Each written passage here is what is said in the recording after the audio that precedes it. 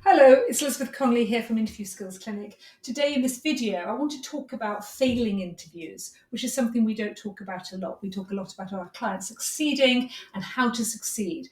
But actually part of how to succeed when you're going for interviews is accepting that there is a likelihood that you might fail an interview along the way. You might not succeed first time, it may be the second time, it may be in the third time, particularly if you're not having any one-to-one coaching, because that really will speed up the process of success because you're getting direct feedback. But let me just talk through what you can do if you're not having any coaching and how you can use feedback to pick yourself up and succeed next time. So we're going to look at a civil service interview where they do provide some quite detailed feedback, which can be quite helpful. In this particular case, the client had 3 behaviours and 2 strengths. Now, if you don't know what a behaviour is and you don't know what a strength is, then I will be putting up some of our earlier videos for civil service so that you get a better understanding of how the civil service assess candidates in England using success profiles. So behaviours are marked out of 7. And in order to pass the grade that you're applying for, and that's exactly the same whether you're applying for an EO level role or whether you're applying for a G6 or a DD level role, you're being marked out of 7 and you need to get 4 to pass the grade.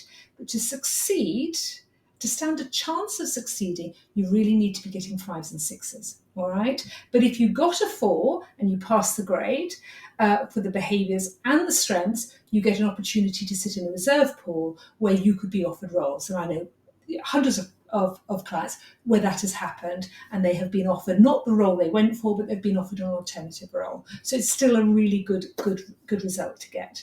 Okay, now this particular case, she got 3 for motivation, 3 for delivering at pace, 4 for making effective decisions, and 3 for communicating and influencing. So immediately, when you get a 3, it wouldn't matter whether she got 3 for motivation and 7 for delivering at pace and 6 for making effective decisions and 5 for communicating and influencing. She would still fail and get rejected, because if you get a 3 in the civil service for behaviour or motivational questions, then that is considered a fail. And so that would fail the whole interview. They don't add up the score until you pass the grade. So that would mean a score of 4 and above for every single question. So she would have got rejected, anyway, quite early on. Now, it's quite unusual to get marked for the motivational opening question. We've done lots of work across the civil service and run internal courses, and we work with thousands of their staff doing one-to-one coaching over the year.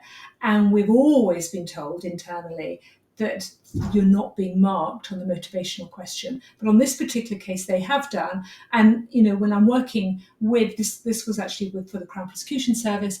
And when I'm working next at a senior level with somebody at the Crown Prosecution Service, I will be asking a little bit about why they have started to mark on the motivational question. But here she got a 3. Now, it says here, in relation to motivation, more knowledge and understanding was needed in relationship to the core business of CPS. Now, one of our videos that you can watch looks at how do you answer an opening question. So they may say something to you like, tell me a little bit about yourself and the skills you bring and your motivation for applying for this role. Or they might just say, what's your motivation for applying for this role? But part of your motivation is not just what you know about the CPS and why you want to apply. It's all linked to the skills that you've got to do this specific role and the strength that you bring given your experience. So it is possible, it certainly is what's happened here on a 3, that she hasn't demonstrated this motivation well enough. If you want help to answer that tell me about yourself question, I've certainly got a video that you can watch. Please do that. It is really useful and will help give you a structure so that you answer that better. It may be, in this particular case, because she didn't have one-to-one coaching, I don't know, it may be that she just didn't give enough depth to her motivation for applying and her knowledge of the Crown Prosecution Service as a whole and the role that she was going for. It's difficult to know. But what's really good is that this is so easy to put right. and certainly is something that you can address and go into other interviews feeling much more confident. When we look at the other behaviours and we look at delivering at pace and communicating and influencing, it says here that there was some evidence in relationship to delivering at pace and communicating and influencing behaviours. However, a little more structure was needed to meet the standard. And when you get feedback that talks about a little more structure is needed, what they're talking about here is the STAR structure. Now, I'm sure all of you are familiar with the STAR structure, but I am going to be doing a video in the near future just talking about the STAR structure. And we're going to have a series of videos actually talking about how it's so badly interpreted, because I've worked with so many clients recently, not just in the civil service, but across the board and across other organisations at all levels up to director level. And they are all struggling in different ways with using this STAR structure. So I'm going to actually be looking at different points and have a whole series of little videos on it, which I think will hopefully really help you to succeed. But we can see here that something here went wrong. Now, it may be that they didn't actually share an example, which is one of the key problems. People think they're sharing an example, but they're not. So if we look at delivering at pace, let's say you got a question that says, describe a situation that required you to manage a number of pieces of work at the same time. How did you handle it and what was the result? It's quite easy when you get that sort of question, which just sort of says, describe a situation, for you to do that, just to describe a situation and then talk about what you did, but that's not really the same as sharing an example. And here in the feedback, we can see examples needed to relate to a specific example rather than generic tasks completed. So this is something that this candidate did do. She wasn't specific enough with an actual example to answer that question or another question that she might have got. So that's something I think we're going to work a little bit more on, but you can be mindful of that now. It's very easy to resolve. And once you get the hang of it, you can go into every interview feeling much more confident. Now, the making effective decisions behaviour, she got a 4 on. Now, a 4 normally tells me that you have answered the question with an example that is relevant to the behaviour. Now, and that's what that 4 mark really means. But and it says here that she met the standard in relation to making effective decisions. But we know that you need to be getting 5s and 6s. So what do we do to get those 5s and 6s? Well, you've got to really talk more about the challenge within the example. And it might be that the example itself just wasn't challenging enough, or maybe it was and it was just left out. It needs more detail often within the example, and we need that ability to step back and dive down, which is really tricky to do.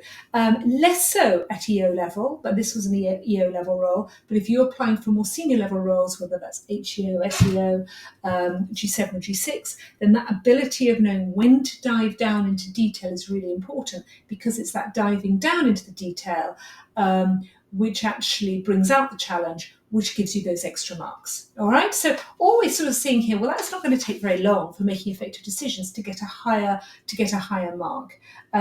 Sometimes when people come to us and they are already passing the grade, so they're getting 4 4s and 4s across the board, I'll say to them, actually, well, rather than having 2 coaching sessions, we can probably have 1, because you're already there with your examples. All we need to do now is work out how we're going to answer the question, to engage directly with the question, but bring out more challenge. And let's actually see how we can do that. So normally 1 coaching session is normally enough just to lift your marks up to 5s and 6s. The other area that she had, which I think is also worth looking at, is civil service strengths questions. Now, strength questions, again, I'll share a video on civil service strengths and how to answer them. So please look at that. But you get marked out of 4, not out of 7. Officially, to pass a strength is a 2 out of 7, 2 out of 4, not 7. Got that completely wrong. 2 out of 4. But I like to think of them really much more as achieving a 3 and a 4. In fact, most of our clients that we coach, we'd be looking to get 3s and 4s because I think they're much easier to do well in than a behaviour interview. And here she did excellently. She got 3s and 4s, which is fabulous. And it said that she demonstrated very clear evidence of being a team player and very strong evidence of being somebody who's interested in learning. So that's really great. And having high marks for the strengths is a really good way of becoming the candidate of choice, because when you do pass the grade and they add up the marks, a lot of people who don't understand how to answer strength questions will be getting the lower marks. Whereupon if you can pick up those extra marks, it really makes a difference because you can then be the strongest candidate. So I hope that really helps. Please add your questions below. If you've had feedback and you just don't know how to interpret it, add your questions below and I'll really try to help you. Equally important message is just don't give up. I know it's a dream job. I know this is something you might really want. You might feel really fed up of interviews. But it can be a process, particularly if you're going into a new sector for the first time and their assessment process is different. Leave it a few days. When you've just got rejected, it's a horrible feeling. Go and do something else, do something fun, but then come back to it a week later and start to try and interpret it and think, well, what can I do next time? If you get really stuck, come to us. You can have 1 or 2 coaching sessions. It makes a huge difference. We've got hundreds and hundreds and hundreds of reviews on our Google business page and our website. And lots of our clients will tell you the same. Coaching really does make a big difference. But hopefully this will help as well. All right. I hope that's helped overall. And I've got some new videos coming up. Bye.